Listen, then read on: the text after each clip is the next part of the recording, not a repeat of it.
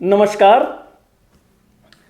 हमारे कुछ शुभ चिंतकों के द्वारा एक प्रश्न पूछा गया है कि जब भी किसी व्यक्ति की मृत्यु होती है तो मृत्यु के उपरांत उनके आत्मा को मुक्ति मिली है या नहीं मिली है, ये हम कैसे समझें। तो सबसे पहले हम ये समझने का कोशिश करेंगे कि आत्मा की मुक्ति से क्या तात्पर्य है, इसका क्या मतलब है जब हम बात करते हैं कि आत्मा की मुक्ति हुई है या नहीं हुई है। इसका मतलब है कि मृत व्यक्ति का जो आत्मा है, जो कि सूक्ष्म शरीर के रूप में है, उस आत्मा को धरती लोक से लेकर और उसको यमलोक तक पहुंचा देना, धरती लोक से यमलोक पहुंचा देना, इसी को आत्मा की मुक्ति बोला जाता है। यमलोक पहुंचाने का उद्देश्य है क्योंकि यमलोक पहुंचाने के बाद में ही जो व्यक्ति के द्वारा किया गया कर्म है, चाहे पुण्य हुआ है चाहे पाप हुआ है, उसके आधार पर वहां पर जो भी मतलब सजा है, चाहे जो कुछ भी है, वहीं पर डिसाइड होता है, जैसा कि गरुड़ पुराण में वर्णन है। अब आगे आपके मन में यह प्रश्न आ रहा होगा कि आत्मा की मुक्ति के लिए हम करते क्या हैं, हमको क्या करना चाहिए आत्मा की मुक्ति के लिए। तो उसके लिए हम यहां पर 4 उदाहरण ले रहे हैं।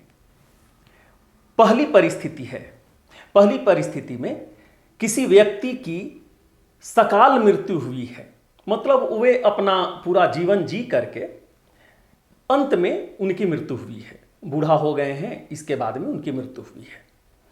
तो सकाल मृत्यु में जैसा कर्म कांड किया जाता है श्राद्ध के रूप में, चाहे वैदिक विधि हो, शास्त्रिक विधि हो, जैसा हमारा गरुड़ पुराण में वर्णित है, उस आधार पर अगर हम श्राद्ध कर्म कर लेते हैं तो हम ये मान लेते हैं कि उनकी आत्मा की मुक्ति हो जाएगी। ठीक है। दूसरी परिस्थिति है जब किसी व्यक्ति की अकाल मृत्यु हुई हो और उस अकाल मृत्यु में जिस व्यक्ति की मृत्यु हुई है उसकी सहभागिता नहीं रही है। जैसे अगर कोई व्यक्ति कहीं जा रहा होता है और उसका एक्सीडेंट हो गया, कोई जंगली जानवर उसके ऊपर आक्रमण कर दिया, सांप बीछ काट लिया, किसी प्रकार का कोई बीमारी हो गई, ऐसे अनेकों कारण हो सकते हैं, पर आप ऐसे समझिए उस व्यक्ति की सहभागिता नहीं रही है।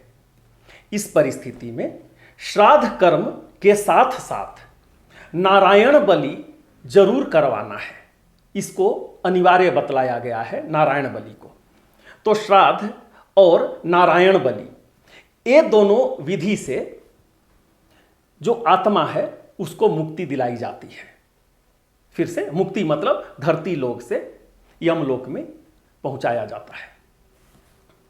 तीसरी परिस्थिति ऐसी है कि ये भी अकाल मृत्यु हुई है, परंतु इसमें जिस व्यक्ति की मृत्यु हुई है उसकी सहभागिता रही है, यानी वह व्यक्ति सुसाइड कर लिया है, चाहे फांसी लगा लिया, जहर खा लिया या कुछ भी किया हो, उसकी सहभागिता रही है। इस परिस्थिति में फिर से श्राद्ध कर्म करना है, इसके बाद नारायण बलि करनी है और इसके साथ श्रीमद् भागवत महापुराण का साप्ताहिक पारायण भी अनिवार्य बतलाया गया है। जब ये 3 विधि कर लेते हैं आप, तो ऐसा बताया गया है कि इससे आत्मा की मुक्ति हो जाती है। एक चौथी परिस्थिति है, यह भी अकाल मृत्यु से ही संबंधित है, जिसमें जिस व्यक्ति की मृत्यु हुई है उसकी सहभागिता तो है ही, वह अपने साथ साथ अन्य का भी मृत्यु का कारण बना है। अब उदाहरण के रूप में लीजिए कि अगर कोई गर्भवती महिला है और उस गर्भवती महिला मतलब वह गर्भवती महिला सुसाइड करती है, तो अपने साथ साथ अपने शिशु का भी मतलब वो हत्या कर देती है। इस परिस्थिति में कोई भी विधि नहीं है जिससे कि आत्मा की मुक्ति हो। वह आत्मा भटकाव के ही स्थिति में रहेगी। उसका भटकाव कब तक है? गरुड़ पुराण में या बाकी जितने भी हमारे धर्म ग्रंथ हैं उसमें व्यक्ति का आयु 100 साल बतलाया गया है, परंतु अपने कर्म के आधार पर या पूर्व कर्म के आधार पर आयु कम और ज़्यादा होते रहता है, परंतु 100 साल बतलाया गया है। तो आप ऐसे मानिए कि अगर महिला की आयु 30 साल रही होगी उस समय जब वह सुसाइड करती है, तो 70 साल वह महिला वाला प्लस जो शिशु है उसका 100 साल, तो कुल मिलाकर के करीब करीब 170 साल तक उस आत्मा का भटकाव रहेगा ही, और इसका कोई भी विधि नहीं है आत्मा की मुक्ति के लिए। ठीक है, तो अभी हम समझ लिए कि आत्मा की मुक्ति का क्या मतलब है और आत्मा की मुक्ति का क्या क्या साधन है, इसके बारे में अभी हम बात कर लिए। अब हम आएंगे जो हमारा मुख्य बिंदु है कि हम कैसे समझेंगे कि आत्मा की मुक्ति हुई है या नहीं हुई है। तो सबसे पहले आप ऐसे समझिए कि आत्मा कोई ऑब्जेक्ट या कोई वस्तु नहीं है जो कि आपको दिखलाई देगा। आत्मा अपनी उपस्थिति अलग अलग तरीकों से बताने का कोशिश करती है। उदाहरण के रूप में हवा के माध्यम से, कभी कभी आप नोटिस किए होंगे या कुछ लोग नोटिस करते हैं कि कहीं बैठे होते हैं या कहीं जा रहे होते हैं तो हवा में वे कुछ बदलाव देखते हैं, जैसे हवा का सडनली शीतल हो जाना या गर्म हो जाना कुछ क्षण के लिए, ऐसा नहीं है कि बराबर के लिए, हवा का तेज हो जाना या वहां पर सफोकेटिव फील करना कुछ समय के लिए। तो हवा के माध्यम से आत्मा अपनी उपस्थिति दर्ज कराती है। इसके साथ साथ गंध के माध्यम से, कहीं अगर आप जा रहे हैं तो आप एक नोटिस करेंगे, अनुभव करेंगे कि वहां कुछ एक अलग तरीका का कुछ न कुछ गंध आप अनुभूति करेंगे, गंध का अनुभूति करेंगे। हमारे गांव में ऐसा होता है कि अगर किसी प्रकार का कोई गंध है और जब हम टोक देते हैं उस गंध के बारे में, तो हमारे जो पूर्वज होते थे वे हमको डांट देते थे कि कभी भी टोका मत करो इस प्रकार का गंध का। तीसरी ऐसी परिस्थिति है कि छाया के माध्यम से आप कोई अलग प्रकार का छाया कभी कभी आप देख लेंगे जो कि आपको एक अलग टाइप का अनुभव होगा। ठीक है, इसके बाद अलग तरह का कोई आवाज जो हो सकता है सिर्फ आप ही को सुनाई दे, किसी और को न सुनाई दे, चाहे रोते हुए, हंसते हुए, थोड़ा समय के लिए आपको कहीं ना कहीं कुछ सुनाई दे।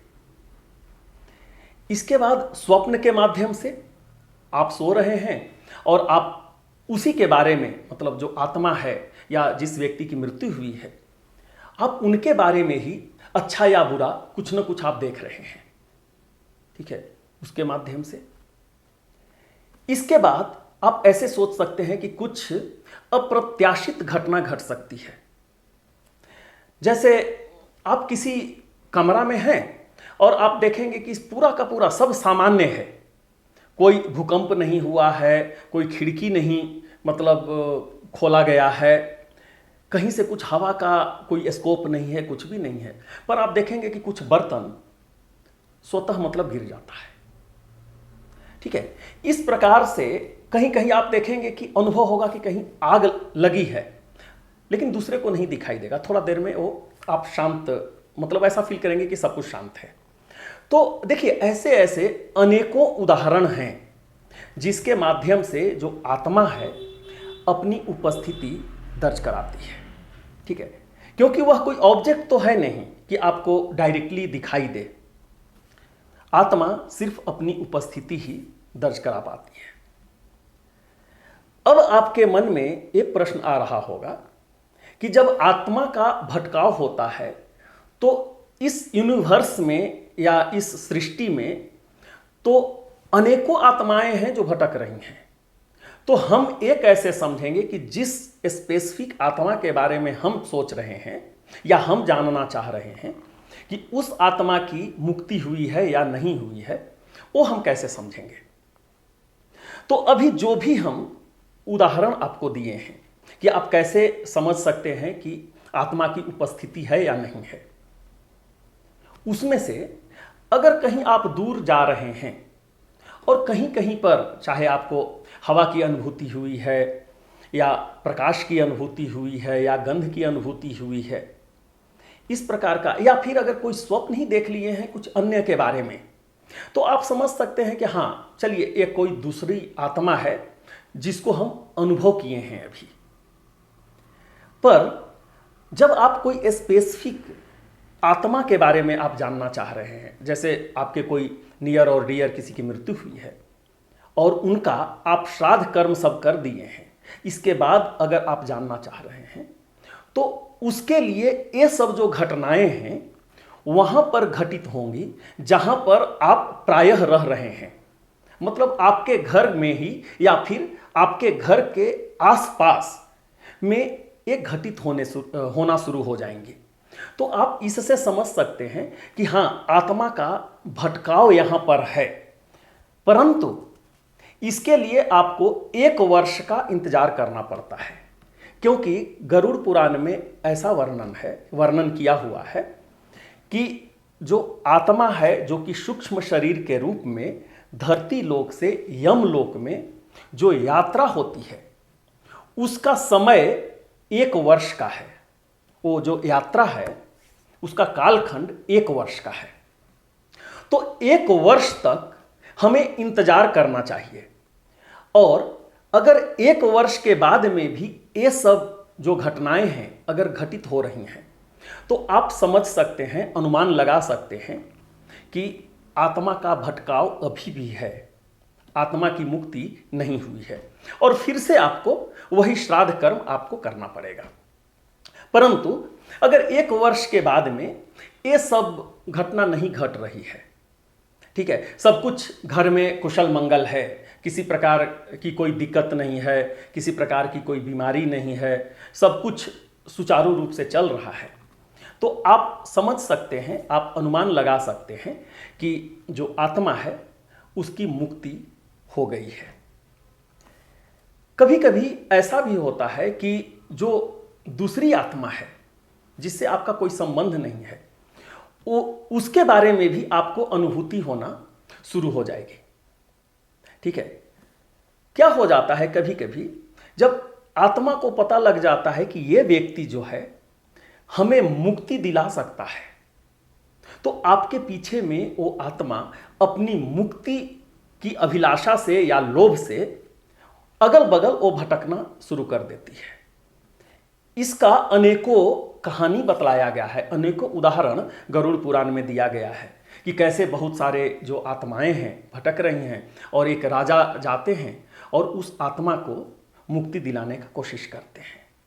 तो जो अन्य जो आत्माएं हैं या जो भटकती हुई आत्माएं हैं उनको भी आप मुक्ति दिला सकते हैं।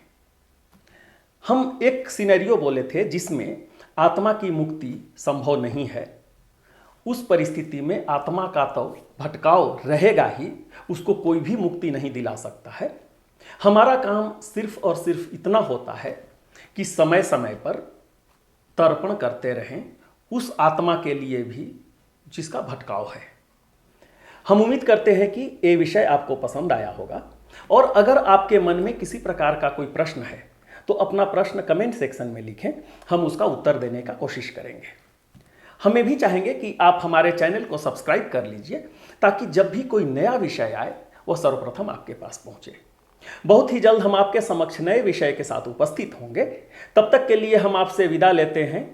बहुत बहुत धन्यवाद। नमस्कार।